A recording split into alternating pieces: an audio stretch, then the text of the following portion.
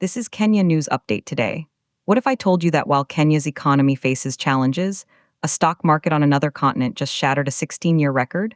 The Ftse 100, Britain's premier stock index, has just smashed through the 10,000-point barrier for the very first time. This isn't just a number, it's a seismic shift in global finance that could impact everything from your pension to global investment flows. And here's the twist. This historic rally was powered by sectors that sound like they're straight out of a geopolitical thriller. Mining, defense, banking. Coming up, you'll discover how a market thousands of miles away just outperformed Wall Street and what it reveals about the world's hidden economic engines. Meet the Ftse 100. For decades, it's been the heartbeat of London's financial district, tracking the 100 largest companies on the London Stock Exchange. But for years, it struggled in the shadows of American markets, weighed down by Brexit uncertainty and political drama. Then, 2025 happened. The index didn't just grow, it exploded, posting its strongest annual performance since the global financial crisis of 2009. But here's what nobody's talking about. This rally wasn't about tech startups or social media giants. It was about the old world industries that are suddenly back in vogue. And then, something shocking happened.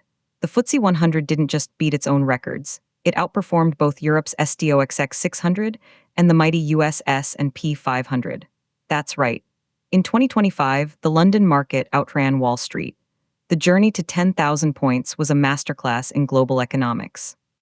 Mining stocks like precious metals producer Fresnillo led the charge, fueled by firm commodity prices and insatiable demand from emerging markets and the global energy transition. But here's the part that will blow your mind. Defense companies became market darlings.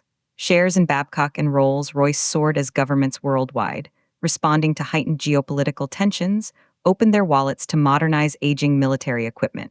Rising military budgets became a bull market. And then, the banks added rocket fuel.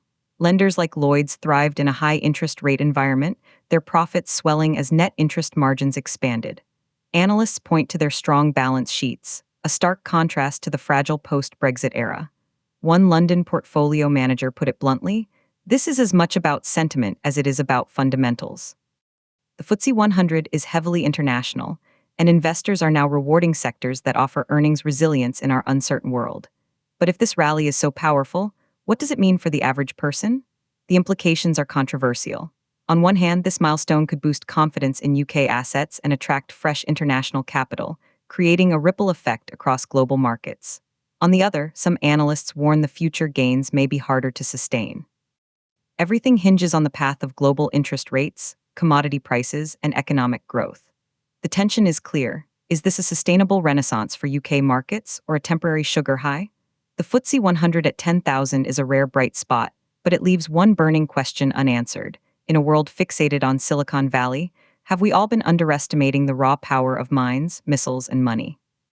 Do you think this historic market shift signals a new global economic order, or is it just a temporary blip? Drop your take in the comments.